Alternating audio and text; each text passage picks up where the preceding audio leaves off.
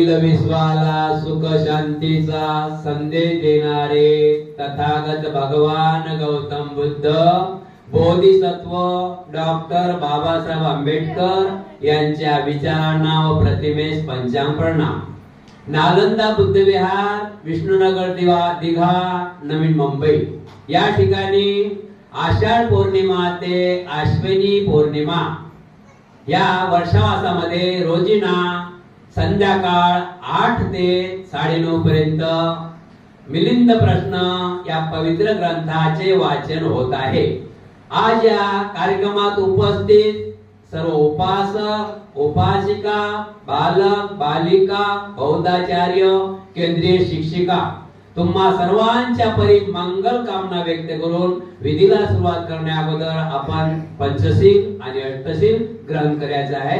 सर्वांनी नमामि करायचं आहे आणि यासना करायची आहे। त्यानंतर बंतेजी पंचशील आणि अष्टशील देतील। सर्वांनी हात जोडून नमामि करून घ्यायचं आहे।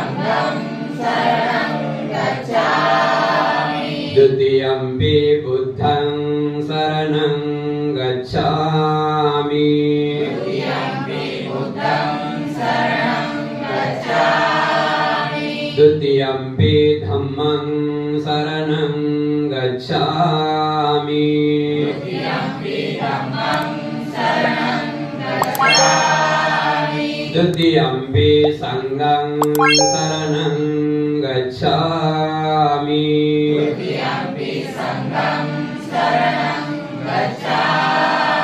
तृतीयम्पि बुद्धं शरणं गच्छामि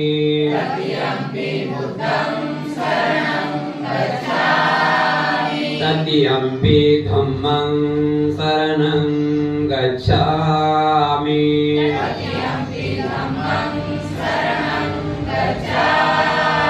तत्यम्पि संघं शरणं गच्छामि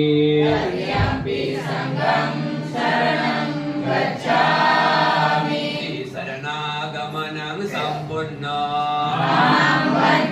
अनादिपाता वीरमणि शिखापदं समादयामि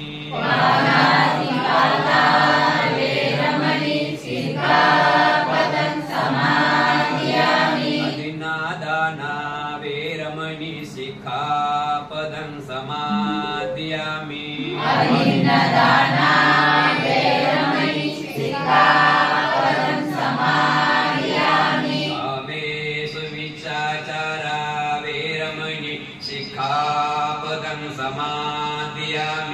कामेषु विचाचारा वीरमणि शिखापदं समादयामि मुसावादा वीरमणि शिखापदं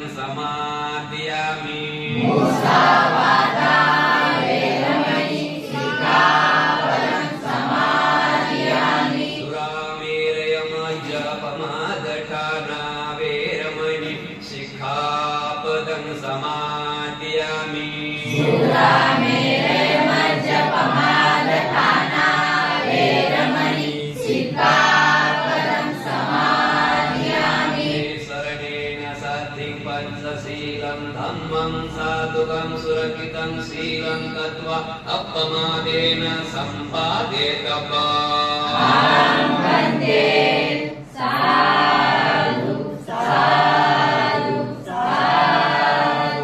ज्यांना उपवास आहे उपवास व्रत आहे त्यांना अष्टशील बाकीच्यांनी शांत राहायचं आहे अष्टशील अनादिपाता वीरमणि शिखापदं समादयामि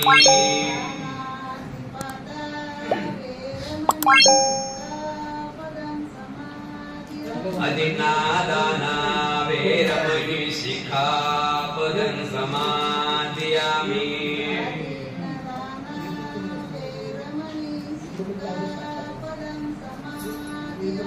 अब्रह्मचर्या वीरमणि शिखापदं समादयामि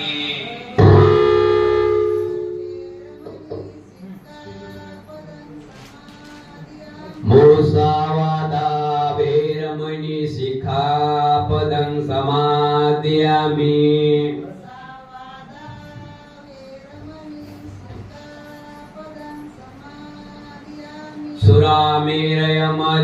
सुरामेरयमज्जपमादठाना वीरमणि शिखापदं समादयामि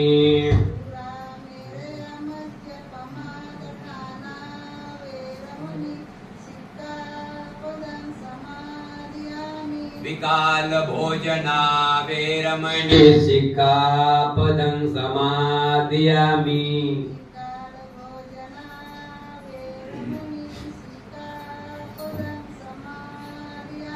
नत्सगितवादित विसुखदेशना वीरमणि शिखापदं समादयामि मालागंध विलेपन धारण विभूषण ठाना ओजासैना महासैना वीरमणि शिखापदं समादयामि त्रिशरणेन साधिं पंचशीलं धम्मं साधुकं सुरक्षितं शीलं तत्त्वा अपमादेन सम्पादेतव्यम्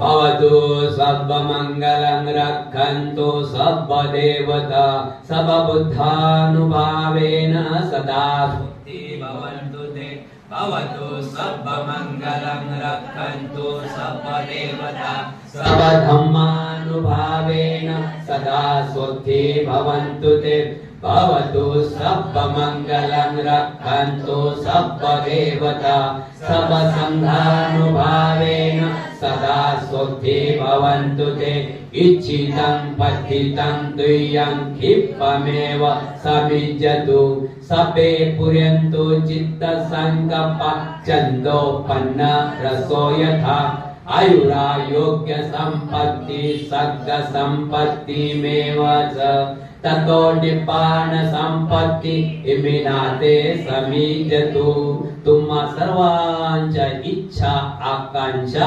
पौर्णिमेच्या शीतल चंद्राप्रमाणे पूर्ण हो भूत बलाने धम्म बलाने संघ बलाने तुम्हा सर्वांचे कल्याण हो मंगल हो सुखी हो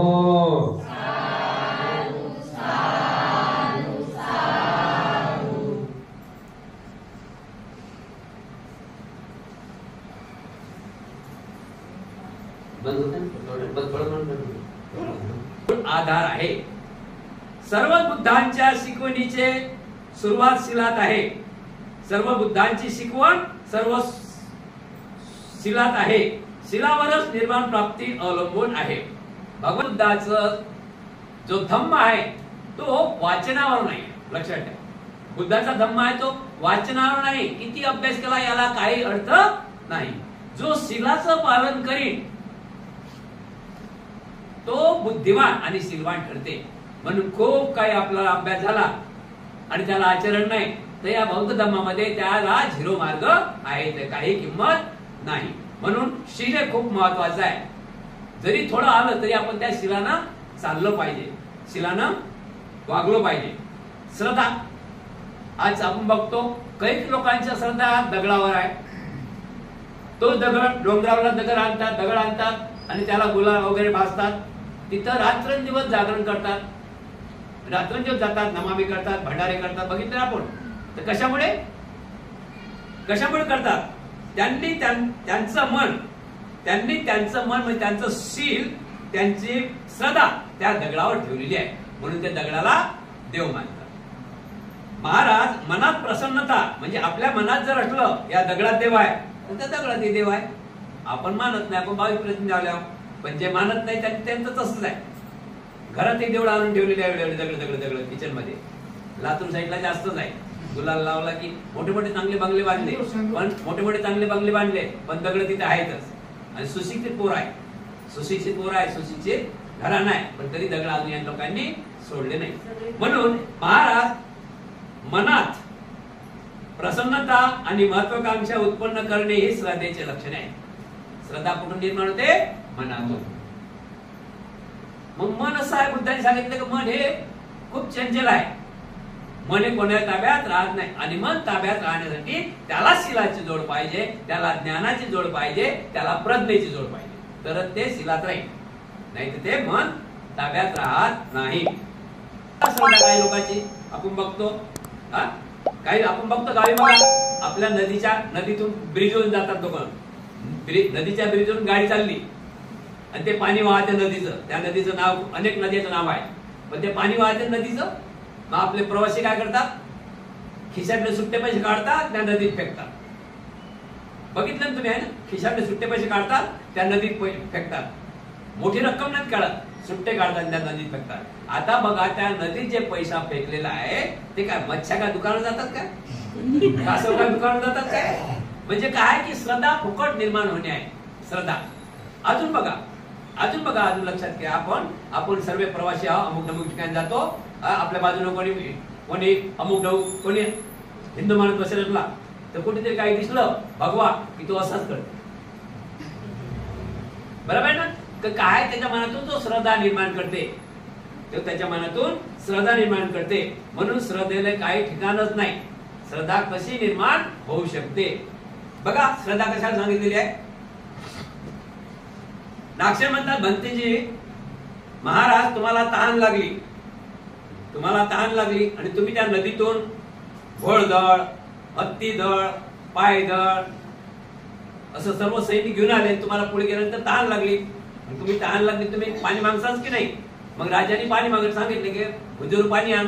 पाणी आणलं ते पाणी कसं असणार? गढूळ. तर ते उत्पाद दिले की जे नागसेन बंती म्हणतात की महाराज जसं ते गढूळ पाणी आहे आणि त्या गढूळ पाण्यात जर का तुम्ही तुरटी फिरवली तर पाणी स्वच्छ होते. हे सील काम करते. सील काय काम करते? आपल्या मनाचे विकार, अनेक माणसाच्या अनेक विकार निर्माण होतात. त्या विकारावर मात करण्यासाठी प्रज्ञा, सील आणि करुणा या 3 गोष्टीची गरज आहे. पण सध्याच्या विषयामध्ये शिलाची खूप गरज आहे. शिलाशिवाय माणूस जगू शकत नाही. आपण इथं कसे बसलो माहिती काय? शिलात बसेल. कसे बसेल आपण? शिलात बसेल. शिला, सील एकटा असलो तरी शिलाची गरज आहे. एकटा व्यक्ती असला ना तरी शिलाची गरज आहे. 2 व्यक्ती असले तरी शिलाची गरज आहे आणि सर्व संघ म्हटलं शिलाची गरज आहे. बरोबर आहे की नाही? सील अशा प्रकारे सील माणसाच्या मनातून उत्पन्न करावं लागते आणि शिलामुळे एवढे फायदे होतात. याला काही श्रद्धेचं घेणं देणं नाही. पण तो व्यक्ती या संताला 1 घंट्यापासून बघितला की हा बसेला आहे. यांनी विचार केला की बापरे, हा जर अजून 1-2 घंटा बसला तर हा नक्कीच श्रोता पण होईल, चांगला माणूस बनेल.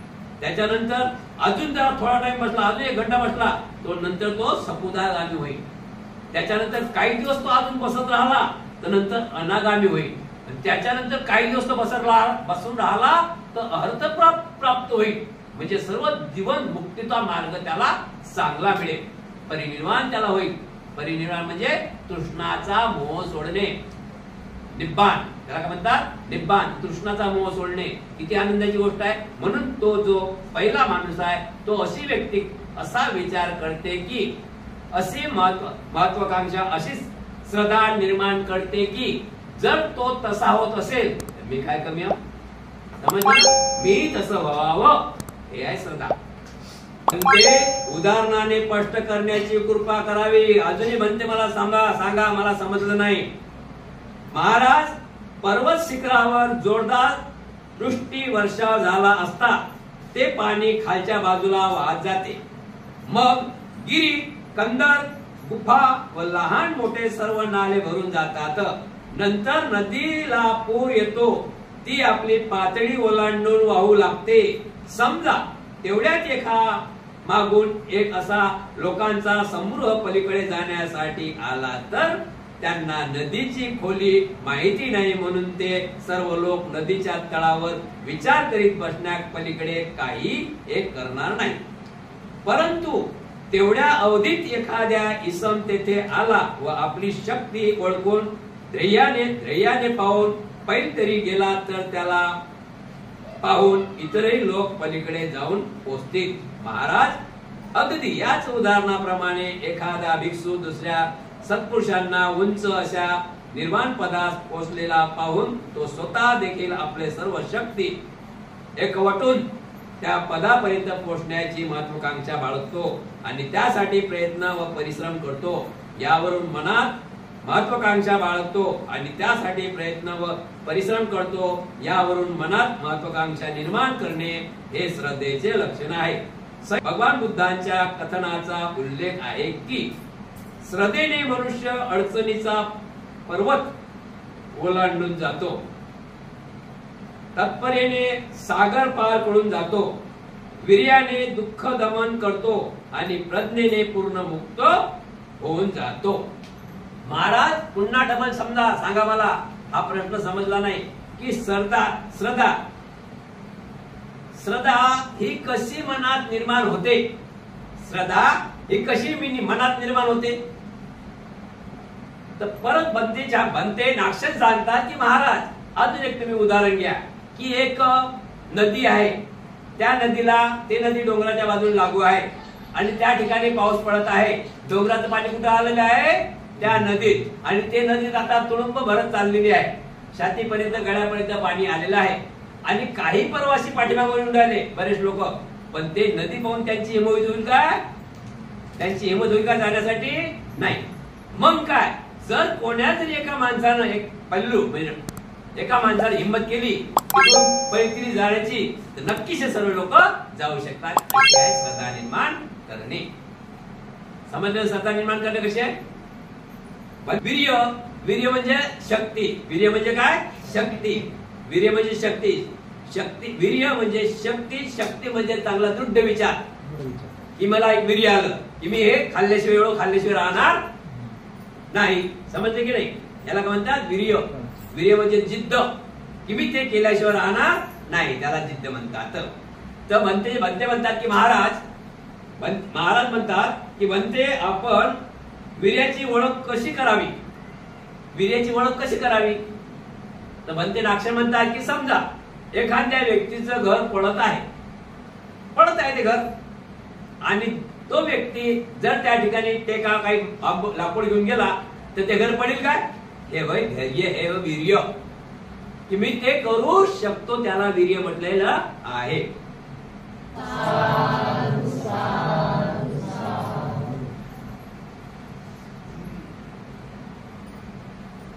समजले? तिसऱ्यांदा काय बोलले?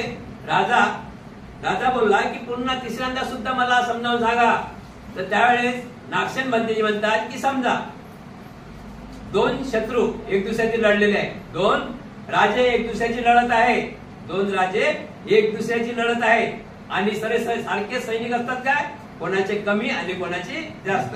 आता कमी जर संख्या आहे सैनिकाची तो तो राजा जिंकीन काय? हरी. पण तो धैर्य सोडत नाही महाराज, तो धैर्य सोडत नाही. पुन्हा तो जास्त प्रकारे ध्येय म्हणजे माणसं वाढवण्याचे, सैनिक वाढवण्याचे काम करते, हिम्मत धरून तो काम करते, पण हार नाही घेतो. पुन्हा तो लढाई जिंकण्याची तयारी करतो. याला वीर्य म्हटलं गेलेलं आहे.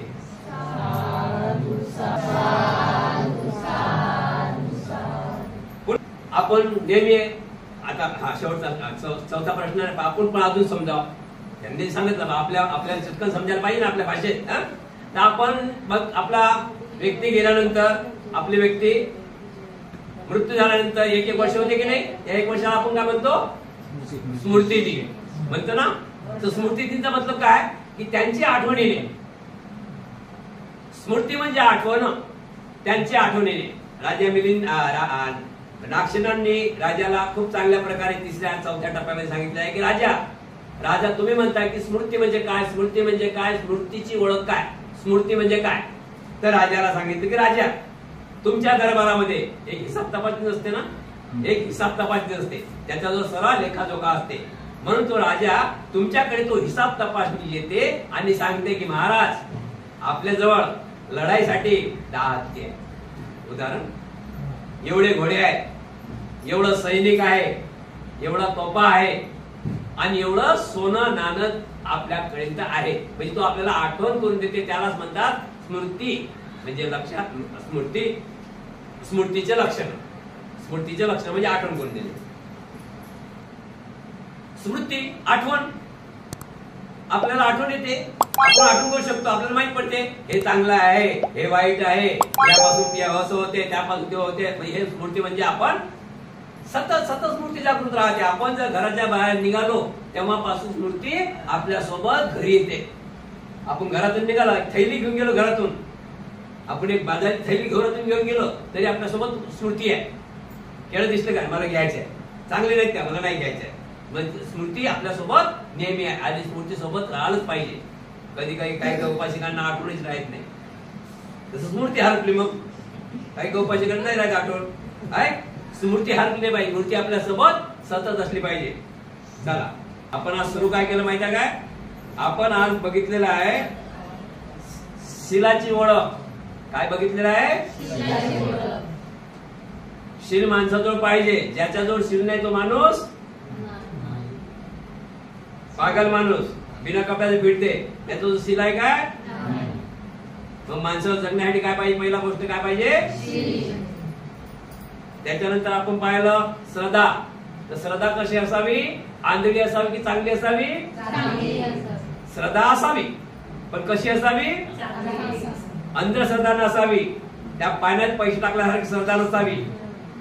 आणि कधी ते कोणा पकडलं ना, कंप्लेंट केली ना, असं घासलं ना कागद यायनं आमच्या समोर पैसे टाकल्या सर्व पुऱ्या बच्चा गाडी लोकांना, तर जावं लागेल तिकडे. समजलं ना? सरकारचा खजाना आहे तो, एक एक बनायला किती कट लागतात. हा, काहीतरी काम त्याच्यापेक्षा तो तुम्ही एखाद्या गरीबाला दिला असता तर तुमची वाहवा होईल. पाण्यात पैसे टाकून तो काही कामात आला का तुमच्या? मग श्रद्धा आपली कशी असावी? आपल्या श्रद्धामुळे आपलंही मंगल असावं आणि समोरच्याचंही मंगल झालं पाहिजे, अशी श्रद्धा असावी. नाही तर मग हे श्रद्धा नसावी. समजलं ना? श्रद्धा नसावी. हा, समजले की नाही? चांगली श्रद्धा असावी. त्याच्यानंतर वीर्याची ओळख केली आपण. वीर्य म्हणजे आपण जे निश्चय केलेला ध्येय हे पूर्ण तळात नेल्याशिवाय राहणार. आज आपण इथं निर्णय काय केला नालंदा विद्यालयामध्ये की मी 3 महिने वर्षामध्ये उठत जाणार. माझ्या बहिणीनं बोलावलं. बहीण कधी काही सोमवारी बोलावत नाही ना, कधी काही शनिवारी बोलावत नाही. काय त्या बहिणीला गरज आहे सोमवारी शनिवारी बोलायची? बहीण कधी बोलावते माहिती काय? कोणाची बहीण किंवा कोणाचा भाऊ कधी बोलावते माहिती काय? आणि कधी बहीणनं म्हटलंय तू मंगळवारीचे, तर हा भाऊ काय म्हणते? नको, रविवारी येतो. काय सांगते? की रविवारी सुट्टी आहे. सुट्टी किती काय नसते बरं, रविवारी आहे. म्हणून आजच्या टाइमला असं ध्येय करा, असं वीर्य तयार करा, श्रद्धा तयार करा. वीर्य म्हणजे अधिष्ठान की मी खरोखर तिथं माझी गरज आहे त्याच ठिकाणी जाईल. नाही ते 3 महिने कुठेही जाणार. हे पण आपण वीर्याची ओळख केली आहे. याला म्हणतात अधिष्ठान, ध्येय. मी जे काम हाती घेतलेलं काम पूर्ण केल्याशिवाय राहणार. पण धीरे धीरे का होणं? एकदम जमते का? नाही, कोणाला जमते ते, सर्वांनी थोडी जमते असं. ठीक आहे. स्मृतीची ओळख. त्यानंतर आपण स्मृती म्हणजे बुद्धी जागवणे. बुद्धी एवढी तेज आहे, कपाटात नाही तेवढं बुद्धीत आहे. कपाटात नाही तेवढं बुद्धीत आहे. कपाट खोललं ना तर धडधड धडधड कपडे लत्ते हे ते पडते. काचाही जास्त आहे, काचाच्या पण असतात त्याला, ते धडधड पडतात. एवढं मोठं कपाटात, पण एवढं मोठं कपाट आहे, या कपाटामध्ये सर्व काही कंपाऊंडरने फिट केलेलं आहे. फक्त तुम्हाला ते वीर्य आणि श्रद्धेची गरज आहे. कुठं कोणतं कपाटाची चाबी, कुठं कोणता खाच्या खोल्यात आहे. मोठं कपाट आहे बरे. आता बघा कपाट कसं खुलतं लवकर. माझ्या गावात पाऊस चालू आहे, घरावर पत्रे टाकली नाही, घरात बकऱ्या बांधलेल्या आहेत की काही बांधलेल्या आहेत. आता कसं होत असेल, फोनही लागत नाही, नामदेवला फोन करून राहिला, फोनही लागत नाही. गेलं लक्ष गावात? आपण कुठं आहोत? लक्ष कुठे गेलं? आता किती वेळा बोलत, किती वेळ चालते काय सांगा? घरी अजून भाजी राहिली, गेलं लक्ष? हे कपाट एवढं कपाट आहे, किती फुल भरेल आहे. जसं तुम्ही उपयोग करसाल तसं आहे. यात कचराही आहे आणि चांगलंही आहे. म्हणून कोणता उपयोग करायचा आहे? कपाट किती आहे? हे 2 कपाट आहेत इथं. हे घर आहे, हे पण लक्षात ठेवा. हे एक कपाट आहे इथं, एक कपाट आहे इथं. हे मोठं आहे कपाट, शोपीस म्हणतात ते कपाट मोठं, आणि हे लहान आहे. 2 आहे. किती कपाट आहे आपल्याला? 2. म्हणजे समजलं कपाट म्हणजे काय? मेंदू किती आहे आपल्याला? 2. आपण लक्ष ठेवा. आपण म्हणतो कोणी पडला ना, अरे रे डोक्यावर पडला, आता काय खरं नाही. तोंडावर पडला ना तर बसवल्या जाते, पण डोक्यावर पडला तर कधी सांगता येत नाही. समजले की नाही? म्हणून किती कपाट आहे? 2. मग त्या कपाटात आपल्याला काय योग्य आहे असं आपण जागृत राहायला पाहिजे. आपली श्रद्धा कशी असली पाहिजे? तर आपलंही त्यात भलं व्हावं आणि समोरच्याचंही भलं व्हावं, अशी श्रद्धा असावी. आता आमच्या इकडे श्रद्धा आहे. आता हे आता चालू होते श्रद्धा आमच्या इकडे, आमच्या महाराष्ट्रामध्ये 10,000चा 10,000चा 10, 12, 15,000चा नाही. आता मला काय माहिती. आणि हा भाऊ मुंबईला भाऊ 40,000 व 50,000 नोकरी कमावणारा माणूस येऊ त्याचं त्याला माहिती विचारायचं काय. आपण घासून तर पाहिलं नाही, घासून पाहिलं त्यांची काय खापा पितळ माहिती पडली तर आपल्याला काय गरज पडली. असे हे आणि गावले गेले की येऊ आणतात गरम्या आणताना त्याला बोलावतात, हळद लावा. खायची असते ते हळद. कधी कधी मार लागला ना तर ते हळद लावतात. चांगलं लागलं तर असं छोट्या मोठ्या माराला ते हळद देतात. चांगलं लागलं ना पक्का तर मग ते हळद लावतात. त्या हळदचा उपयोग काय करतात? तर बघा त्याला जर त्याचं काम करून आपलं मंगल होईल का इतका श्रद्धा आहे काय? योग्य वाटते का तुम्हाला? कोणाचं काम करून आपलं मंगल होईल? नाही. असं मंगल आपण असे श्रद्धा निर्माण केली पाहिजे आपण की त्या समोरच्याचे मंगल हो आणि आपले मंगल हो. तुला जर असंच करायचं आहे तर त्याच्यापेक्षा मग भोजनच दे ना. ते काय असं करतं चांगलं घे ना, मोठं मोठं मोठं मोठं मोठं असं आपली श्रद्धा जागृत ठेवली पाहिजे. त्याच्यानंतर म्हणजे काय? समाधी म्हणजे की वाईट गोष्टीचा त्याग करणे आणि चांगल्या गोष्टीचा संचय करणे. समाधी पण कुठ पाहिजे? समाधी पाहिजे. समाधीचा दोन प्रकार आहे. एक समाधी आहे ध्यान साधना, त्याला म्हणतात विपश्यना. एक आहे बसून आणि एक आहे सकाळपासून संध्याकाळपर्यंत. एक आहे बसून 10 दिवस 15 दिवस 3 महिने 6 महिने विपश्यना. माहिती आहे ना कोण गेला? हातवर करा जरा. हा बरोबर आहे की नाही? बाकी नंतर सही बोलतो ना. तर ठीक आहे ना. तर समाधी म्हणजे विपश्यना. विपश्यना म्हणजे आपल्या हृदयातील आता मन आपलं खराब झालं, कपडा खराब झाला, एक पुडी नाही निभायची. किती पुढे आणू? हाताने नाही. काय आणू? धपाट. पण आता अंदर हा मळ खराब मळ आहे, इथपर्यंत मळ आला तर आपण काय करतो? समजलं ना? सकाळी तो इथपर्यंत निघते. इकडे कोणी पाईप पण आवाज ते येते ना. काम चालू पण द्यायचं. काम चालू माहित पण पडते ना. असं समोरच्या बाजूने काम चालू वाटते. तर हा मळ आपण इथपर्यंत मळ कुठं याला साफ करू. पण हृदयातला मळ कशा साफ केल्यासाठी? त्याला विपश्यनाची साथ पाहिजे. म्हणून विपश्यना हे दोन प्रकारची नाही, अनेक प्रकारचे उपोषण आहे. एक बसून आहे, एक सकाळपासून संध्याकाळपर्यंत चालता बोलता उपोषण आहे. जे आपण काम करतो त्यामध्ये उपोषण आहे. म्हणजे जे आपण काम करतो ना त्यामध्ये उपोषण आहे. त्या कामाच्या अलावा हे सोडून आपण हे खातो का? ते उपोषण आहे. समजलं? भाषा समजलं ना? अशा प्रकारे उपोषणा म्हणजे आपल्या मनातील वाईट विचाराचा त्याग करणे आणि चांगल्या विचाराचा भरसाट करणे. म्हणजे हा एक गोडाऊन आहे. समजले की नाही? आपण ओळखू शकतो ना ज्ञानाची ओळख.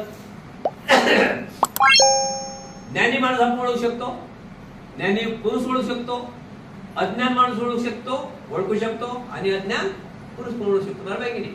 म्हणजे ज्ञानी माणूस म्हणजे अंधाराचा नाश करणारा आणि प्रकाशाकडे पाऊल टाकणारा. तेच अंधश्रद्धामध्ये आलं. आज आपण बघतो, अनेक ठिकाणी बघतो, दवाखाने बघतो आणि आपलाही दवाखाना मोठा. त्या ठिकाणी पहिले जाता बरोबर कोणाचं शिंगा लागते? ज्याला माणूस म्हणतात आणि त्याचं तोंड कोणाचं आहे? आता योग्य आहे का सांगा बरं?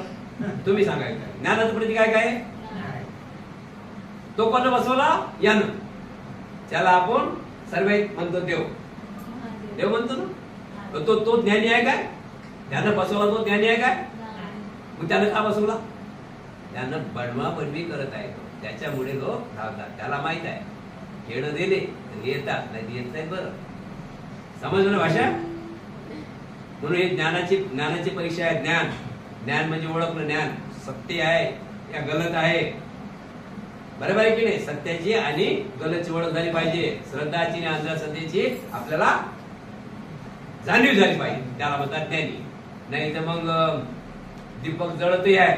सर्व लोक म्हणतात जळतात, जळून जाणार दीपक. एक हुशार असते तर मग ते दीपकच जळत नाही.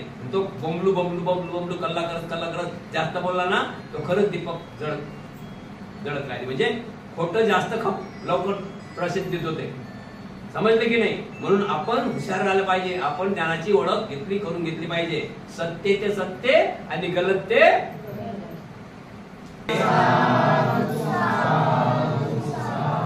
मिलिंद प्रश्न भाग पहिला, प्रकरण दुसरे, लक्षण प्रश्न उद्यापासून चालू होणार आहेत.